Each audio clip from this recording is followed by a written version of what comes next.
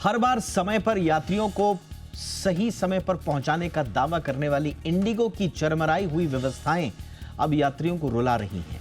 संकट इतना बड़ा है कि 2 दिन में 3000 से ज्यादा फ्लाइटें प्रभावित हो चुकी हैं और यह सिलसिला अब भी जारी है। डीजीसीए के दखल के बाद कंपनी ने जो सफाई दी है वो किसी के गले नहीं उतर रही। आखिर क्या इंडिगो फ्लाइट्स के इतने बड़े संकट का कारण क्या है?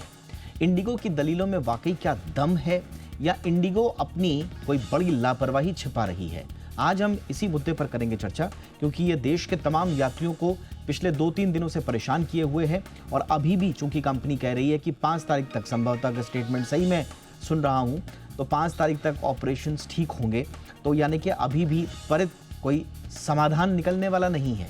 तो फिर इतने बड़े संकट की वजह क्या है? क्या कोई सीख है डीजीसीए के लेवल पर, इंडिगो के लेवल पर, पूरे एयरलाइंस के इकोसिस्टम के लेवल पर? विस्तार से करेंगे चर्चा। पहले ये रिपोर्ट मैं लौट रहा हूं खास मेहमानों के साथ।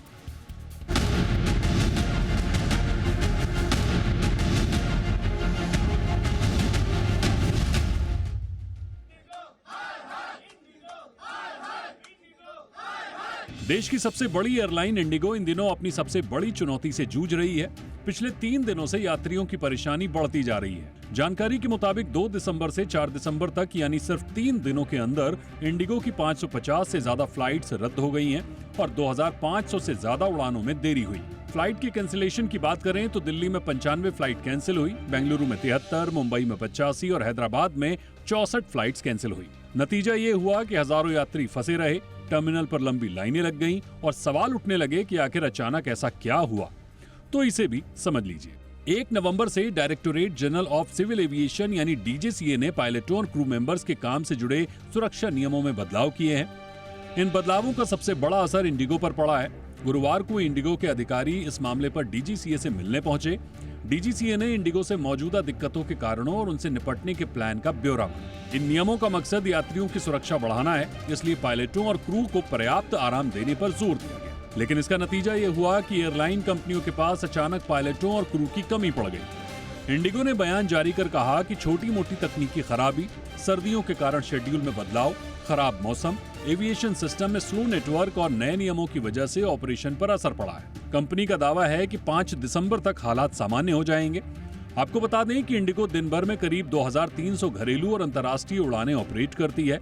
ये संख्या एयर इंडिया की उड़ानों से लगभग दोगुनी है। इंडिगो के पास देश की 60% से ज्यादा घरेलू उड़ानें हैं।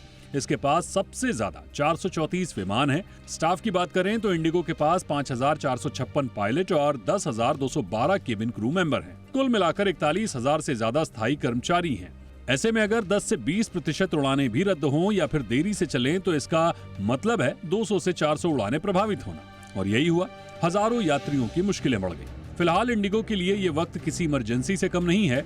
कंपनी का दावा है कि 5 दिसंबर तक हालात पटरी पर आ जाएंगे, लेकिन तब तक यात्रियों को धैर्य रखना होगा, क्योंकि आसमान में उड़ान भरने वाली इंडिगो की रफ्तार फिलहाल जमीन पर अटक गई है। ब्यूरो रिपोर्ट, जी मीडिया। स्वागत करते हैं आज के खास मेहमानों का। जितेंद्र भार्गव से हमारे साथ जुड़ चुके हैं, पूर्व एग्जीक्यूटिव डायरेक्टर एयर इंडिया और जाने माने एविएशन एक्सपर्ट हैं आप। गुड इवनिंग सर, बहुत बहुत स्वागत है। हमारे साथ है कैप्टन रिटायर्ड वाई.के. सिंह सर, जाने माने एविएशन एक्सपर्ट हैं। गुड इवनिंग सर, बहुत बहुत स्वागत है आपका। और हमारे साथ जुड़ चुके हैं परवेज दमानिया सर, जाने माने aviation expert, founder Damania Airways. Good evening sir, बहुत बहुत स्वागत है आपका। भार्गव सर, दोनों तरह की दलीलें समझ में आ रही हैं। इंडिगो के सीईओ की अब चिट्ठी भी सार्वजनिक हो चुकी है, जिसमें वो कह रहे हैं कि मिलकर हम इस मुश्किलात से पार पाएंगे, अपने कर्मचारियों के लिए है। लेकिन डीजीसीए को जो दलीलें दी गई हैं, मौसम, एफटीडीएल, वो किसी के गले नहीं उतर रही सर। अलबत्ता एफआईपी ने तो सीधा सीधा ये कह दिया कि एफडीटीएल का कोई इसमें खास रोल नहीं है, वेटेज जो है वो ज्यादा इंटरनल प्रॉब्लम्स का है, मिसमैनेजमेंट का है। समय रहते आपने स्टाफिंग का, रिक्रूटमेंट्स का ध्यान नहीं रखा। आपका नजरिया भार्गव सर? देखिए, इसको प्रॉब्लम को समझने के लिए एयरलाइन की कई डिफरेंट एस्पेक्ट को अंडरस्टैंडिंग चाहिए उसकी। नंबर 1, जो इस लार्ज स्केल डिसरप्शन हुआ है ये मेरे ख्याल से अनप्रेसिडेंटेड है, क्योंकि मल्टीपल एयरपोर्ट, बैंगलोर हो, हैदराबाद हो, मुंबई हो, दिल्ली हो, सब जगह में प्रॉब्लम्स हुई है और बहुत ज्यादा कैंसिलेशन हुआ है, कॉजिंग डिसरप्शन। अब इंडिगो ने एक स्टेटमेंट इशू किया, उसमें बहुत सारे कारण बताए, जैसे कि आपने बताया कि लोग मानने को विश्वास नहीं करते। अगर इन कारणों को विश्लेषण किया जाए तो हम ये देख सकते हैं इसमें से कितने कारण थे जो कि इंडिगो मैनेजमेंट के कंट्रोल में थे और कौन से कारण थे जो इंडिगो कंट्रोल के मैनेजमेंट के कंट्रोल के बाहर थे। जैसे समझिए डीजीसीए के नए रेगुलेशंस थे। अब अगर डीजीसीए के नए रेगुलेशन का प्रभाव होता कैंसिलेशन पर और कारण होता 20% ही क्यों नहीं, तो वो एयर इंडिया को भी इम्पैक्ट करता। ये भी मानने की बात सही है कि Indigo is a large player, 65% domestic market share है, ज्यादा फ्लाइट्स ऑपरेट करते, तो इसका डिसरप्शन जो होगा वो भी उतना ही ज्यादा होगा, उतने ही ज्यादा पैसेंजर इम्पैक्ट करेंगे। और जब कैपेसिटी विड्रॉ होती है तो फेयर बढ़ते हैं पैसेंजर्स के, जो हम एयरपोर्ट के सीन देख रहे हैं वो देखने को मिलते हैं हमारे को। लेकिन अब क्या कारण है कि इंडिगो ने आज से 3 दिन पहले इम्पेंडिंग क्राइसिस को नहीं देख पाए कि रोस्टरिंग अगर हमको प्रॉब्लम हो रही है तो ये क्या होगा। आप फॉरवर्ड जब शेड्यूलिंग करते हैं आपको पता होता है ये मेरी कैप्टन की रिक्वायरमेंट है, ये को पायलट की रिक्वायरमेंट, ये मेरी फ्लाइट्स है, इतने घंटे की फ्लाइट्स ऑपरेट कर रहे हैं, ये तो नहीं बता पाए। अब डीजीसीए ने इंटरवीन किया, कहा कि हमारे को जानकारी दो। अब डीजीसीए को इंडिगो क्या जानकारी दे सकता है एक्सेप्ट सेइंग कि हम प्रॉमिस करते हैं कि 5 तारीख से नॉर्मल सी आ जाएगी, शेड्यूल स्टेबलाइज हो जाएगा। क्या ये मुमकिन है? एयरलाइन इंडस्ट्री में कैस्केडिंग इफेक्ट होता है। आप हैरान होंगे कि इंडिगो का फेयर आज मुंबई से देहरादून के लिए 74,000 है, अब दुबई का फेयर मुंबई से 17,000 है। तो जरूरी बात है कि डोमेस्टिक के जो मार्केट शेयर है 65%, एक सवाल अब लोगों के दिमाग में ये आएगा, क्या हमको इंडियन सिविल एविएशन में किसी भी एक एयरलाइन को इतना बड़ा मार्केट शेयर होने देना चाहिए? ये बात सही है कि इंडिगो ने डिमांड नहीं वर्कआउट नहीं किया है।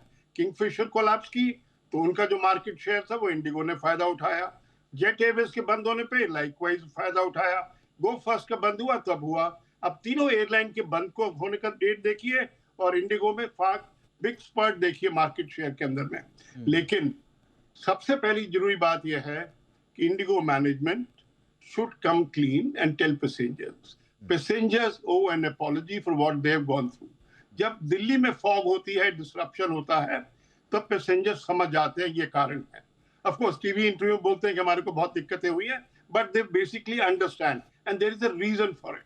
बट इसमें जो लोगों को रीजन नजर नहीं आ रहा है, टेक्निकल ग्लिच बोलिए, रोस्टरिंग इश्यूज बोलिए, क्रू की शॉर्टेज बोलिए, ये सब लोगों को मान्य नहीं है।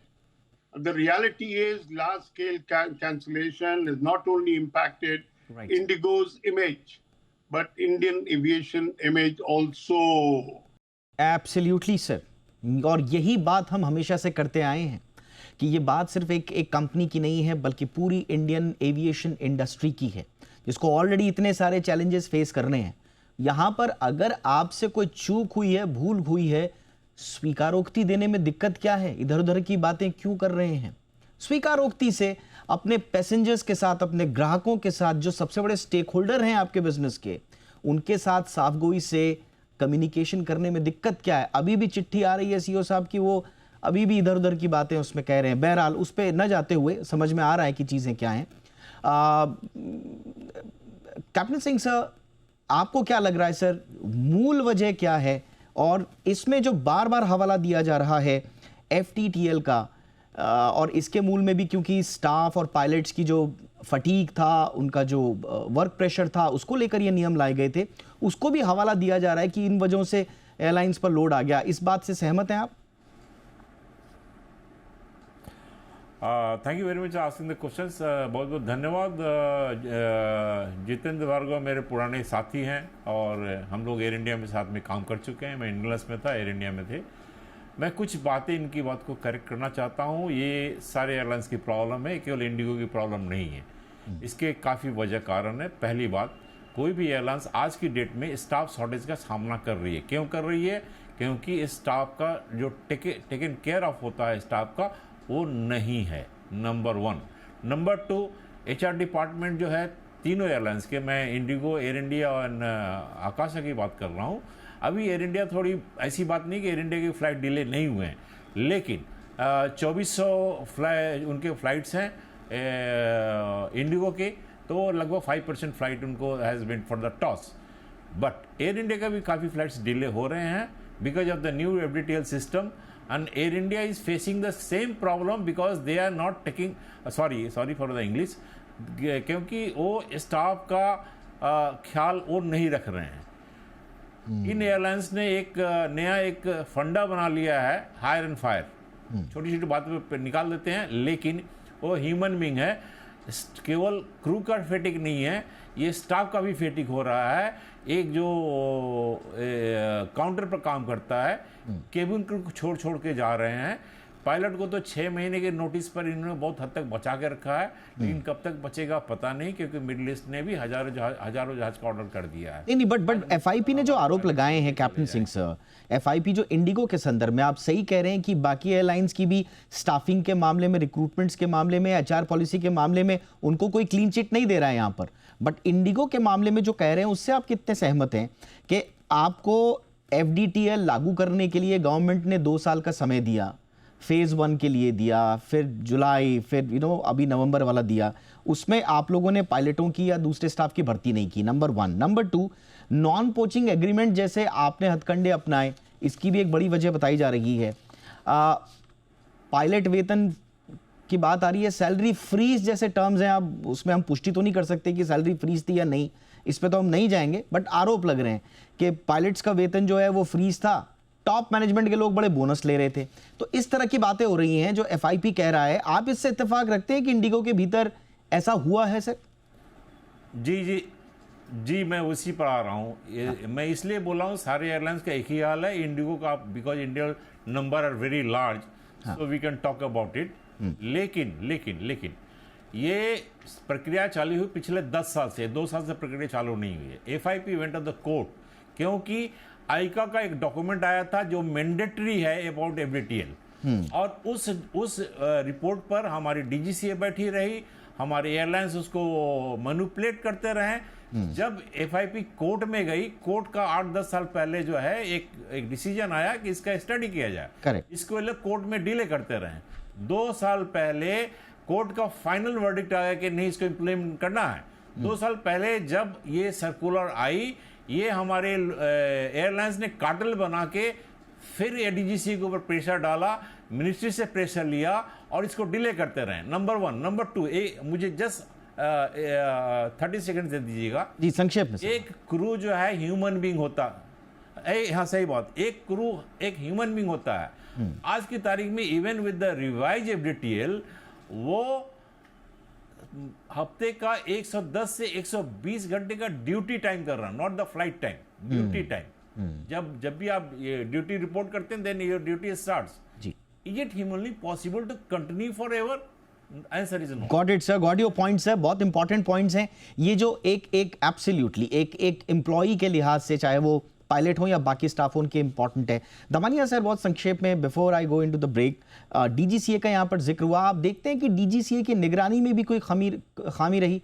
कहा यह जा रहा है कि फेज इन के बीच में अगर आप पर्याप्त इन्फोर्समेंट रखते, मॉनिटरिंग रखते, एयरलाइंस के प्रिपेयर्डनेस की नियमित रूप से ऑडिट होती, तो ये नौबत नहीं आती। अब DGCA अचानक जागा है, एकदम डंडा लेकर इंडिगो के पीछे पड़ा है। अब तक क्या कर रहे थे आप? देखिए, ये flight duty time limitations has been there forever, this is not nothing new, and airlines have to follow the rules applied by the DGCA। देखिए, here I think one of the major issues poor planning. आपके पास कितने जहाज कौन से महीने में आने वाले आपको 1 साल पहले मालूम रहता है, और वो जहाज के लिए कितने पायलट लगेंगे, कितने को पायलट लगेंगे, ये भी आपको पहले से मालूम है। ये इंडस्ट्री ऐसा नहीं है कि आपको जनवरी में 2 जहाज आने वाले तो उसके बदले 12 जहाज आ गए। So everything is known from months in advance, may be years in advance. तो आपको अगर मालूम है कि जनवरी 2025 में इतने एयरक्राफ्ट आने वाले, फरवरी 2025 में इतने, तो then you can plan induction of pilots accordingly. अगर आपको लगता है कि भाई we will not be able to get these many pilots, we will not, so then you slow down your induction, because pilots are a very critical part of the industry. और experience pilots को ऐसा नहीं कि market में जाके आप खरीद लो या ज़्यादा पैसे दे दो तो मिल जाएंगे। देखिए, experienced pilots ka all over the world there is a huge shortage. So I think one of the main reason is proper planning. और ये बार क्या हुआ, apart from flight duty time limitation implementation, shortage of pilots, some problem at the airport, everything is snowballed. ये snowball effect हो गया. और दूसरी बात, एक बात याद रखिए कि अगर आपका पहला फ्लाइट, देखिए प्लेन दिल्ली से निकलता है या मुंबई से निकलता है, उसके बाद अहमदाबाद जाता है, अहमदाबाद से बैंगलोर जाता है, बैंगलोर से चेन्नई जाता है, तो अगर आपका पहला फ्लाइट डिले हो गया या पहला फ्लाइट कैंसिल हो गया तो automatically there is a snowballing, पहले फ्लाइट के बाद 6 फ्लाइट ऑटोमेटिकली डिले होने वाले हैं. So I think there is a snowballing effect. लेकिन इसमें एक मेजर प्रॉब्लम कहाँ है, व्हाट आई एम रीडिंग, इसके IndiGo has not bothered to keep the passengers informed. देखिए इसको कोई एक्सक्यूज नहीं हो सकता. आपने पैसेंजर को इन्फॉर्म नहीं किया, ये हाई के सब I saw the videos. If they had kept the passengers informed, treated them better, applied whatever DGCA norms are, 2 hours this much, 4 hours this much, 5 hours this much.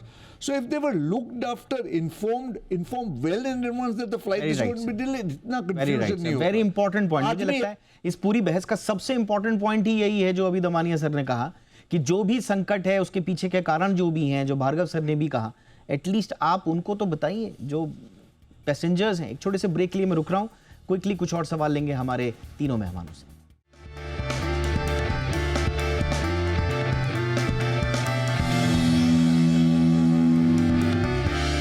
Break के बाद आपका स्वागत है. इस सेगमेंट में समय थोड़ा है लेकिन क्विकली तीनों हमारे मेहमानों से उनके रिएक्शंस लेते हैं. भार्गव सर, अब तीनों की स्थितियां हमारे सामने हैं. एयरलाइंस ने कहा प्रॉब्लम की, स्टाफिंग का क्या इशू था, और डीजीसीए भी हम इसलिए कह रहे हैं क्योंकि इंडिगो का हाई यूटिलाइजेशन मॉडल सार्वजनिक था, डीजीसीए को मालूम था, डीजीसीए को पहले ज़्यादा सावधानी करके प्रिपेयर्डनेस की जाँच करनी थी, नहीं हुई. अब क्या करें सर, इतना बड़ा अनप्रेसिडेंटेड ये संकट है, तो क्या सख्ती से कोई सजा दी जाए, एक मिसाल कायम हो? देखिए 2 फैक्ट्स हैं. इंडिगो का मार्केट शेयर, ज्यादा number of flights operated, second profitable airline. अगर कोई एयरलाइन प्रॉफिटेबल होती है उसके पीछे रीजन होते हैं. It's a very lean fit management system that they have. उनके पास बहुत ज्यादा सरप्लस पायलट्स नहीं. अब जब ये डीजीसीए के रेगुलेशंस के इम्प्लीमेंटेशन डेट आई, ये तो पब्लिक में सब नॉलेज है कि कोशिश की एयरलाइंस ने एक बार डीजीसीए से एक बार फिर एक्सटेंशन लेने की, जो कि नहीं मिला. स्वाभाविक है कि समय कम था, लेकिन जैसा कि मैंने पहले कहा और परवेज दमानिया जी ने भी कहा, कम्युनिकेशन वाज द की. ये आपको जो प्रॉब्लम थी, you should have foreseen the problem coming, कि ये प्रॉब्लम आने वाली है, उसका ये चीजें हैं. पैसेंजर्स को अलर्ट करो, दूसरी एयरलाइन के साथ टाई अप करो कि हाँ भाई अगर हमको यहाँ प्रॉब्लम आ रही है. Containing the problem was important. अब जैसे कह रहे हैं कि हम 5 तारीख तक शायद सारे शेड्यूल उनका स्टेबलाइज हो जाएगा. हाँ. अब नंबर ऑफ पायलट तो जल्दी नहीं मिलते हैं ना, they are working it out. अब यही सिंसियरिटी के साथ में, रादर देन सिंसियरिटी चाहिए होगी. बिल्कुल sir, sorry to interrupt sir, मेरे पास वक्त इतना ही है. कैप्टन सिंह सर, जो लीन वर्कफोर्स की बात सही सर ने अभी बोली, क्या एयरलाइंस डेलिबरेटली लो हेड काउंट रखती हैं, लीन मैन पावर पॉलिसी रखती हैं, और अगर ऐसे ही चलते रहा तो फिर भविष्य में भी इस तरह के संकट आएंगे? कैप्टन सिंह. जी हाँ, मैं सहमत हूँ इनको बात से, लेकिन एक बात मैं बताना चाहता हूँ, लीन वर्कफोर्स जो है वो केवल स्टाफ के लिए होती है. मैनेजमेंट का आप I am very sorry to say Air India का मैनेजमेंट देखिए, it is a very high headed, and उनके खर्चे देख लीजिए बॉस. ये जो स्टाफ की बात करते हैं कि भाई लीन है, बॉस आज की तारीख में एक नॉर्मल पोर्टर को एयरपोर्ट के अंदर भेजने के लिए 1.5 से 2 महीने टाइम लग जाते हैं. सिस्टम ऐसा, हमारे लॉ ऐसा, रेगुलेशन. ओके, हम रेगुलेशन. तो आप कह रहे हैं कि लीन वर्कफोर्स के पीछे थोड़ा सा सिस्टम भी जिम्मेदार है, तो उन सब पे दुरुस्त करना होगा. Damania sir, as a passenger अब मैं क्या एक्सपेक्ट करूं सर? अब कौन जिम्मेदार, क्या डीजीसी अपनी जांच करके बताएगा? भाई, we are the passenger is paying whatever fare you are demanding.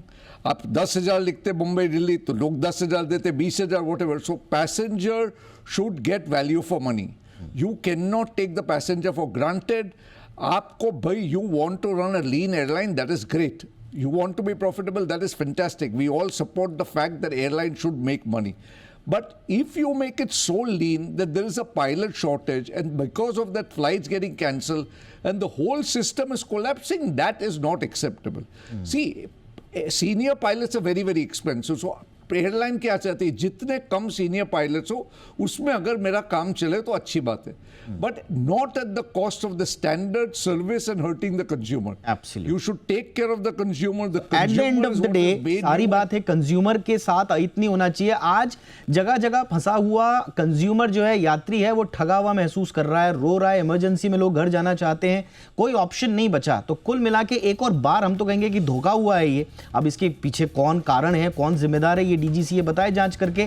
But इसमें ऐसा लगता है कि लापरवाही हर स्तर पर है. एक चर्चा में शामिल होने के लिए आप तीनों का बहुत बहुत शुक्रिया. Damania sir, thank you so much.